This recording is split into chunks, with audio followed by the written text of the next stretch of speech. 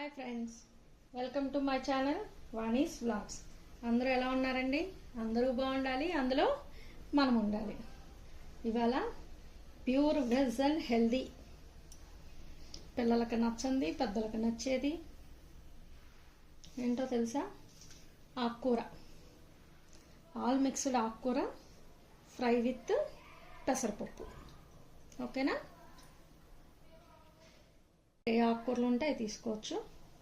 నేను ఇదిగోండి పాలకూర, చుక్కకూర మంచిగా సాల్ట్ వాటర్లో వేసి 2-3 టైమ్స్ కడిగేసుకున్నాను. కడిగి ఇలా సన్నగా కట్ చేసుకున్నా. అలాగే మెంతికూర, 2 ఉల్లిపాయలు, 2 పచ్చిమిర్చి సన్నగా కట్ చేసి పెట్టుకున్నాను. అలాగే పెసరపప్పు, కొంచెం ఒక 2 స్పూన్స్ పెసరపప్పు నానబెట్టుకున్నాను. రోజు ఆకుకూరలు తినాలంటారండి, కానీ మరి మనకు అందరికి ఎక్కువ కదా, అందుకని అట్లీస్ట్ వీక్లీ 1 or 2 చేస్తాను. ఇవాళ నా దగ్గర ఈ 3 ఆకుకూరలు ఉన్నాయి. సో దీన్ని మిక్స్ చేసి ఫ్రై లాగా చేస్తాను అన్నమాట. ఎలా చేస్తాను రండి చూద్దాం. ఫస్ట్ స్టవ్ ఆన్ చేసుకొని బాండీ పెట్టుకొని ఆయిల్ వేసుకుంటున్నాను.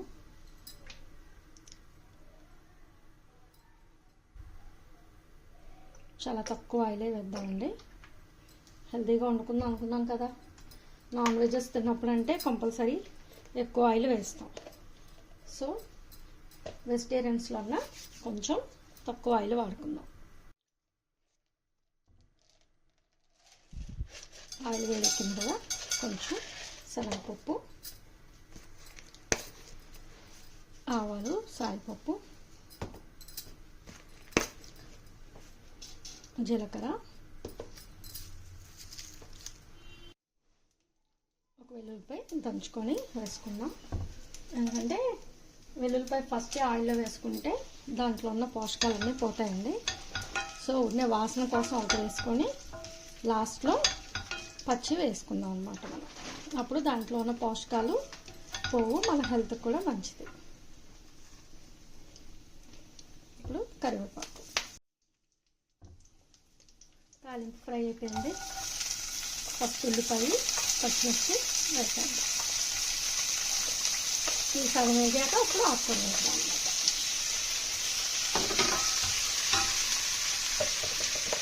అలాగే కొంచెం పసుపు, సాల్ట్,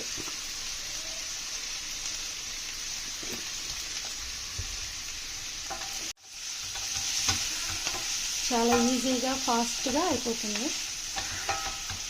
ఆకుకూర క్లీన్ చేసుకోవడమే టైం పడుతుంది, ఫ్రై అవ్వడం త్వరగా అయిపోతుంది అన్నమాట. ఒకసారి ఉల్లిపాయ మిక్స్ చేసుకొని పెట్టుకున్నా. ఈలోపు ఇంకో స్టవ్ మీద బాండి పెట్టుకున్నా.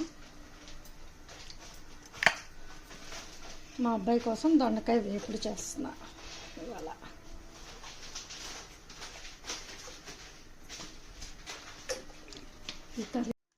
ఇవి ఈజీవే, నేను అలా చేస్తున్నాను అనేది చూపిస్తున్నాను జస్ట్ అంతే. మా బాబు ఆకుకూర అంత ఇష్టంగా తినడు, అందుకని వాడి కోసం దొండకాయ ఫ్రై చేస్తున్నాను అన్నమాట.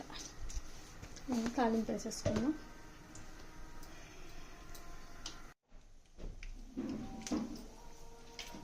కొన్ని అలాగే కరివేపాకు కూడా వేసేసుకొని దొండకాయ ముక్కలు వేసేసుకుంటున్నాం.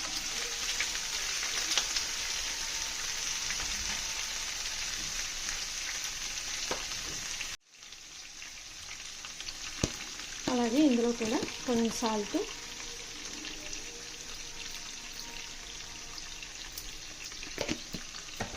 కొంచెం పసుపు వేసుకొని ఒకసారి కలిపేసి మూత పెట్టేస్తే చక్కగా మగ్గిపోతుంది. ఇంకోండి ఆనియన్ ఫ్రై అయిపోయింది. ఇప్పుడు ఆకుకూర వేసేసుకుందాం.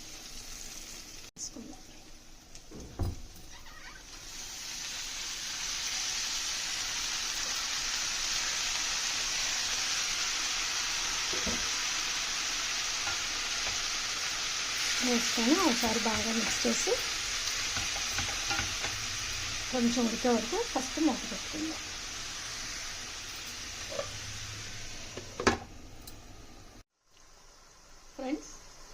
ఇవాళ నాకు తెలిసిన నేను చేసే ఒక చిన్న టిప్ చెప్దాం అనుకుంటున్నానండి. తెలిసిన వాళ్ళైతే ఓకే, తెలియని వాళ్ళు ట్రై చేయండి.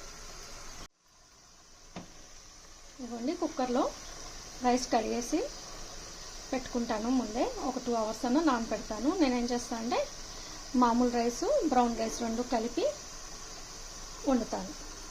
డైరెక్ట్ ఉట్టి బ్రౌన్ రైస్ అంటే ఒకసారి తినలేకపోతున్నాము, అందుకని చెప్పి రెండు కలిపితే బాగుంటుంది. సో రైస్లో కార్బోహైడ్రేట్స్ ఎక్కువ అని చెప్పి ఇప్పుడు అందరూ రైస్ తినటం మానేస్తున్నారు. కానీ మనకి రైస్ తినకపోతే ఏం తిన్నా కూడా మనకి పొట్ట ఫుల్ అయినట్టు ఉండదు. సో అందుకని జస్ట్ మనం ఇవ్వండి, ఇది ఫ్రెష్గా నేను గానుగు నుంచి తెచ్చుకున్న నూనె పట్టించుకున్నాను. నేనే ఆ కొబ్బరి నూనె, ఇది జస్ట్ 1 స్పూన్ కొబ్బరి నూనె.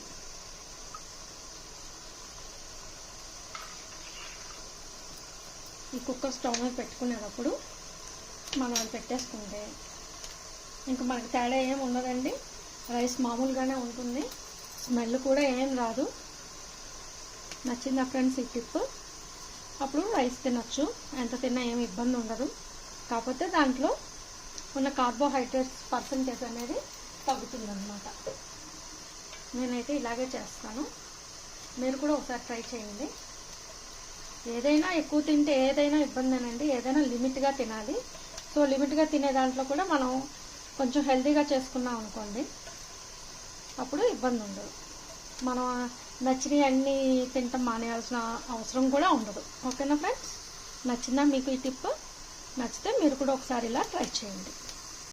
ఆకుకూర మగ్గింది కదా, వాటర్ వచ్చేసిందిగా, ఇప్పుడు మూత పెట్టకుండా ఫ్రై చేసుకుందాం అన్నమాట. దొండకాయ కూడా కొంచెం ఫ్రై అయిపోయింది. ఇప్పుడు ఆనియన్ ముందే వేసుకుంటే ఆనియన్ బాగా ఫ్రై అయిపోతుంది, అందుకని దొండకాయ వేగాక ఇది వేస్తాను నేను. అప్పుడు రెండు ఈక్వల్గా ఫ్రై అవుతాయి. మన ఆకుకూర దొండకాయ రెండు ఫ్రై అయ్యేలోపు వెల్లుల్లి కారం చేసుకుందామండి. ఇదిగోండి, 1 కప్పు జీలకర్ర, అదే కప్పుతో వెల్లుల్లిపాయలు తీసుకొని రోట్లో అయినా దంచుకోవచ్చు, లేదా మిక్సీలో అయినా వేసుకుందాం. ఇందులోనే కారం వేసుకున్నాం అనుకోండి, వెల్లుల్లి కారం రెడీ. ఇది ఫ్రైలకి, ఏ ఫ్రైలు చేసుకున్నా కూడా అందులో పైన వేసుకుంటే చాలా బాగుంటుంది. ఆల్రెడీ ఇవాళ నా దగ్గర మసాలా కారం ఉంది, సో అందుకని ఉట్టి వెల్లుల్లిపాయి జీలకర్ర మిక్సీ వేస్తున్నాను. ఇలా మెత్తగా వేసేసుకున్నాను. ఇప్పుడు ఇది ఒక బాటిల్లో పెట్టుకొని స్టోర్ చేసుకున్నాం అనుకోండి, ఎప్పుడు కావాలంటే అప్పుడు ఇలా ఫ్రై మీద వేసుకుంటే కమ్మగా ఉంటుంది, చాలా టేస్ట్ బాగుంటుంది అనమాట. నేను ఎప్పుడు ఇలాగే చేస్తాను. జీలకర్ర వెల్లుల్లి కొంచెం సాల్ట్ లైట్గా అంతే. ఈ బాటిల్ వేసేసుకొని ఫ్రిడ్జ్లో స్టోర్ చేసుకున్నాం అనుకోండి, ఎప్పుడు కావాలంటే అప్పుడు వేసుకోవచ్చు. కొంచెం కొంచెం అప్పటికప్పుడు దంచాలంటే టైం చాలదు కదా, అందుకని ఇట్లాగా మనం ఒకసారి మిక్స్ చేసి పెట్టుకుంటే ఎప్పుడు కావాలంటే అప్పుడు వేసుకోవచ్చు.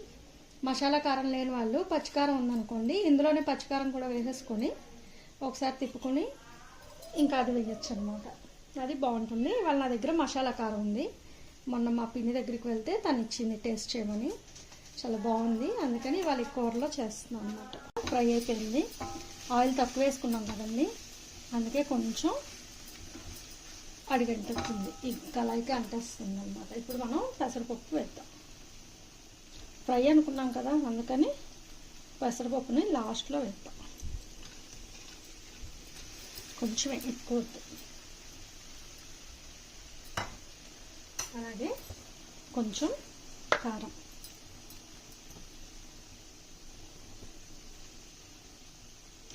ఇవన్నీ ఎంత ఎర్రగా ఉన్నా చూసారా, స్మెల్ కూడా చాలా బాగుంది. మా పిన్ని అంత మసాలా కారం పట్టించింది, నేనైతే ఎప్పుడు పచ్చికారమే పట్టిస్తాను, తను ఇచ్చిందనమాట.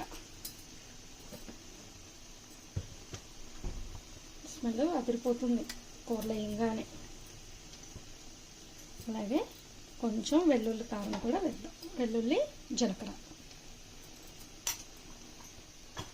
అంతేనండి. ఒకసారి అంతా మిక్స్ చేసేసుకోవచ్చు. అదిగోండి, ఆకుకూర ఫ్రై అయిపోయింది.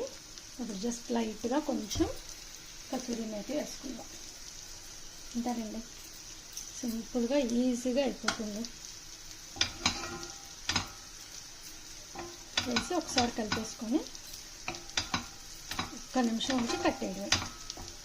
చూసారా కళాయికి అతుక్కుంది కూడా వచ్చేసింది మొత్తం.